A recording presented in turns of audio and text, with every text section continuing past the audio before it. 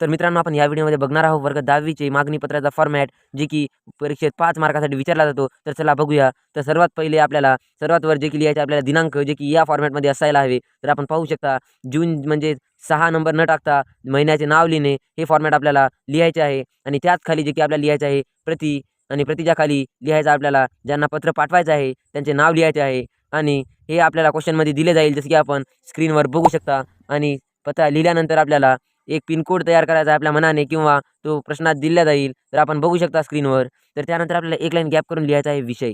विषय जो की आपल्याला 4 ते 5 शब्दात लिहायचा आहे मित्रांनो. तर विषय जे की आपल्याला आपण स्क्रीनवर बघू शकता, वृक्षांच्या रोपासाठी मागणी करण्याचे पत्र आहे. तर वृक्षांच्या रोपासाठी मागणी करण्याबाबत हे आपल्याला विषय लिहायचा आहे, आपण जे की स्क्रीनवर बघू शकता.